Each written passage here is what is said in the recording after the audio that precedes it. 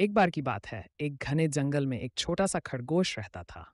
उसका नाम मुन्ना था। मुन्ना बहुत ही चंचल और जिज्ञासु था। वह हमेशा नई नई जगहें खोजने और नए दोस्त बनाने के लिए उत्सुक रहता था। एक दिन जंगल में घूमते हुए उसकी मुलाकात एक बूढ़े कछुए से हुई। कछुए का नाम कर्मा था।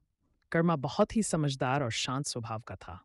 मुन्ना ने कर्मा से पूछा, कर्मा दादा, आप इतने धीरे धीरे क्यों चलते हो? तेज चलो, जिंदगी का मजा लो। कर्मा मुस्कुराए और बोले, बेटा, जिंदगी की रफ्तार हमेशा तेज नहीं होती। कभी धीरे चलकर भी जीवन का आनंद लेना चाहिए। मुन्ना को कर्मा की बात समझ में नहीं आई। वह हंसते हुए वहां से भाग गया और सोचने लगा कि कर्मा दादा बहुत धीमे हैं। कुछ दिनों बाद जंगल में एक बड़ा आयोजन हुआ। सभी जानवर एक साथ इकट्ठा हुए और उन्होंने एक दौड़ प्रतियोगिता रखने का फैसला किया। मुन्ना ने सोचा कि उसकी जीत दिखाने का सही मौका है। उसने कर्मा को भी चुनौती दे दी। दौड़ शुरू हुई।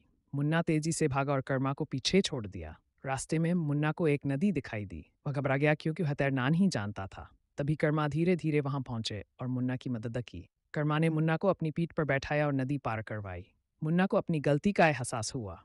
उसने कर्मा से माफ़ी मांगी और कहा, कर्मा दादा, आप सही कहते थे। जिंदगी में धैर्य और सहयोग बहुत ज़रूरी है।